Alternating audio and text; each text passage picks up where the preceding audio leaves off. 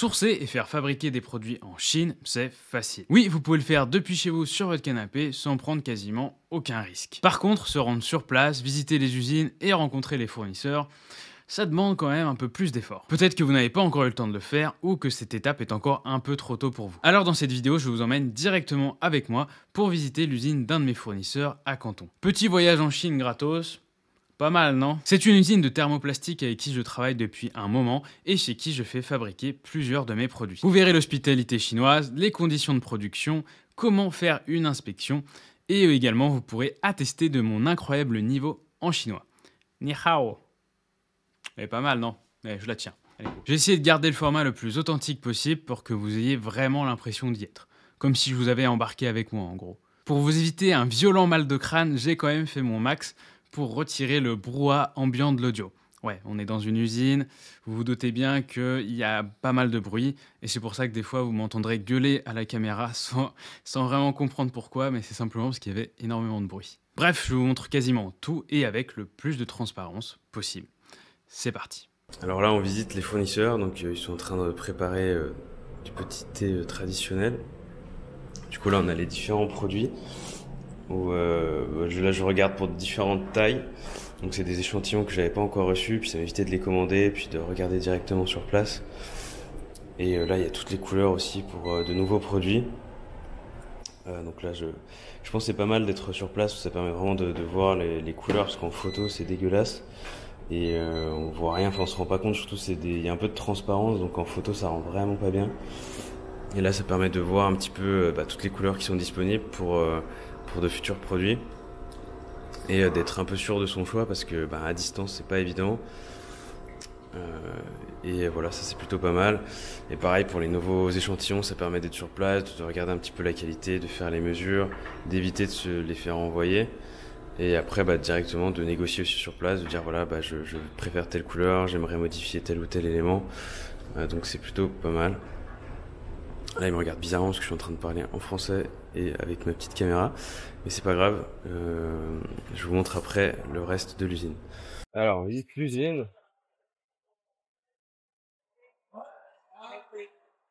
C'est acrylic sheet? Yeah. The CNC structure, CNC cutting. Ah, CNC, cutting? yeah, CNC. Okay. And here is laser cutting. Laser. Ah, laser cut? Yeah, laser. Okay. Yep.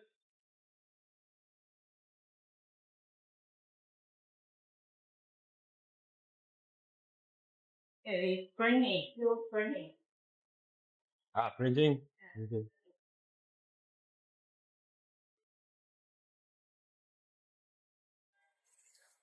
So for my product, you do laser cut or yeah, laser cut and then gluing. Yeah. And polish, bending, gluing. So for the polish, Polish.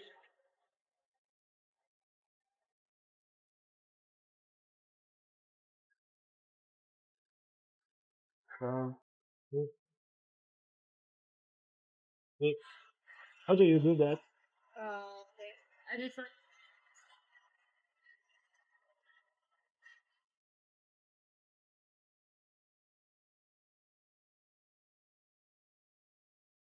Bon, vous voyez, c'est un peu le sbeul, mais bon, c'est une usine chinoise, hein. C'est normal. Là, j'essaie de comprendre un peu comment ils fabriquent mon produit, les différentes étapes, les machines, pour avoir une idée de comment ça fonctionne, pour que je puisse être plus précis dans mes questions et dans ce que je veux aussi, ça aide pas mal. Généralement, cela va durer une demi-journée et va être divisé en 3 phases. La première, c'est que vous allez visiter l'usine, ce qui est une phase assez importante car elle vous permet de voir en fait vos produits, comment ils sont fabriqués, de voir toutes les machines et surtout de pouvoir poser toutes vos questions. Pour vous, l'objectif est donc de mieux comprendre comment ça fonctionne, pouvoir regarder les machines, voir quelles sont d'autres possibilités par rapport à vos produits et également les lignes de production. Est-ce que si vous faites x2 demain, l'usine peut suivre en termes de capacité?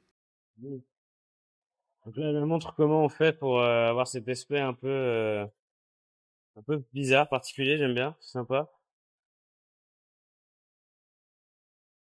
Je crois que c'est de la peinture. Ah, it's paint. Huh? It's paint. Yes, it is. It's clean before and then here is same plastic, same brush Ah, blast. This is for what? for lighting. Ah, lighting. Ok, ok. Donc là, c'est pas mal. This is your boss? No. Non. Brother of my boss. Ah, ok.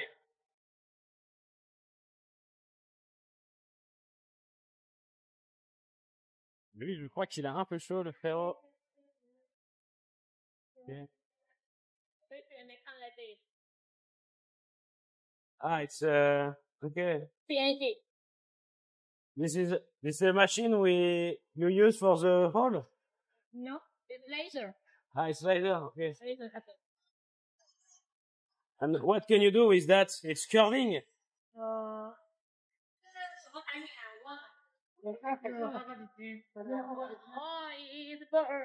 it's LED bulb for advertisement. We will have LED strip on here. LED strip. Ah, ok. Bon, j'ai pas compris, mais c'est pas grave. Des fois, il n'y a pas besoin. Mais vous voyez, en fait, c'est intéressant d'avoir une meilleure idée des capacités de production. Bah, si jamais demain j'ai une commande de 10 000 unités, bah, faut qu'ils aient les machines pour suivre. Et aussi pour, bah, une fois qu'on comprend les étapes, bah, on sait quoi demander, ce qui est possible, pas possible. C'est mieux.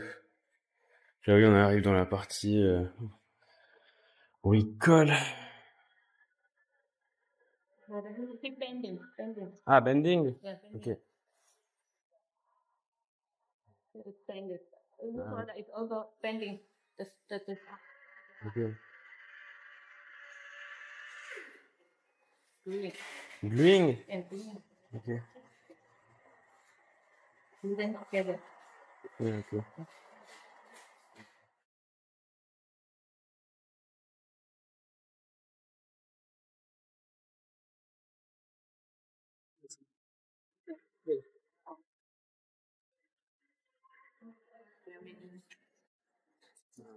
Okay, good.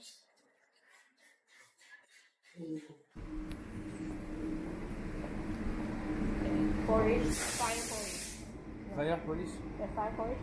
Okay. What is the difference between fire polish and the polish with This one is before polish, before fire polish. Okay.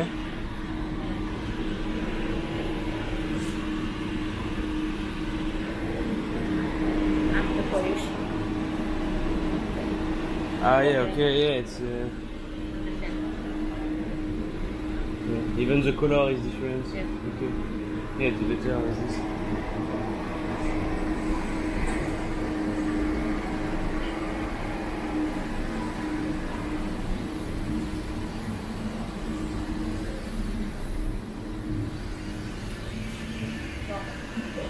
Okay, thank you.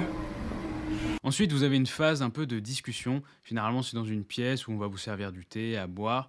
Et là, ils vont essayer de vous montrer ce qu'ils peuvent faire de plus pour vous. S'ils ont des échantillons de votre produit ou d'une nouveauté, ils vont vous les présenter. Et ça permet d'échanger, potentiellement de négocier sur quelques trucs et de faire connaissance. Comme vous allez le voir, il peut y avoir une sorte de malaise car vous savez pas trop quoi dire.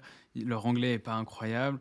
Mais voilà, ça fait un peu partie du jeu. Restez cool, zen. Posez vos questions si vous en avez. Sinon, échangez simplement. Voilà. Est-ce que vous aimez faire du ski? Est-ce que vous avez déjà visité la France? Ce genre de petites banalités, mais ça permet quand même de créer du lien sans se prendre trop la tête. Je pense qu'à cette étape-là, il n'est pas nécessaire d'essayer de négocier les prix comme un requin, car ça prise de ne pas passer. Et puis, vous allez pas forcément être à l'aise, eux non plus. Ça me paraît pas le bon moment pour essayer de le faire. Et ensuite, vous avez la dernière phase, car oui, vous pouvez être sûr à quasiment 100% qu'ils vont vous inviter à déjeuner. Si vous avez de la chance, la nourriture sera correcte. Sinon, si ce n'est pas à votre goût, bah voilà, improvisez, faites semblant que vous êtes malade, que vous aviez une gastro hier, un truc comme ça. Vous devriez vous en sortir. D'ailleurs, lors de cette journée, lorsqu'ils m'ont invité à déjeuner, ils se sont bien foutus de ma gueule car ils m'ont expliqué que c'était la première fois qu'ils voyaient une personne manger de la nourriture chinoise avec des couverts, en fait, couteaux, fourchettes, parce que les baguettes, c'était impossible avec ce qu'il y avait sur la table, et c'était assez comique. Et si vous proposent à boire, vous pouvez accepter, mais faites attention, car ils vont vous resservir à chaque fois, vous n'aurez même pas le temps de finir votre verre qui sera déjà plein, et vous pouvez vite finir complètement sous, ce qui n'est pas forcément une très bonne idée si vous êtes là pour du business. What? You want to check your order? Yeah, just 1 or 2 pieces just to check. Here. Everything is Here. Want to see? okay. How many pieces each kind? Maybe just 2 or 3 cartons and that's it. 2 or 3? Like 1 brown, 1 black and 2 pieces.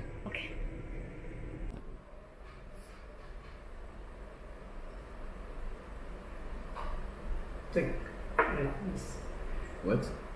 Hang Shan Mao Feng Ti? Ah, okay. 这个茶，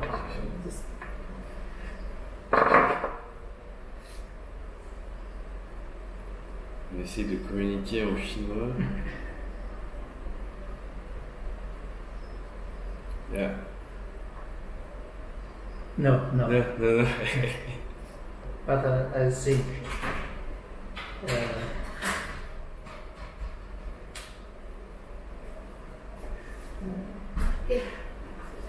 Ah, fichier.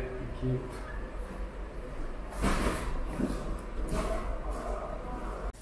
Du coup, là on fait l'inspection. Ok, it's a pack of 2? Yeah. Ok. C'est mes produits, je vais peut-être pas vous montrer tout quand même. Du coup là je fais l'inspection des produits, en gros j'ai une commande de 600 unités. Et bon, moi, je vais pas me taper 600 unités, vous en doutez bien, mais on ouvre 3-4 cartons, on regarde et puis j'essaye de voir ce qui va pas, sans que ça prenne 10 ans. C'est quand même important de le faire. Ça permet de checker, de voir aussi si par exemple l'expérience client est pas bonne non plus, parce que là je vois directement les cartons. C'est pas mal. Bon, du coup je voulais voir aussi un peu la couleur au niveau des produits, parce que normalement je l'avais jamais vu encore, j'avais pas vu la variation de couleur.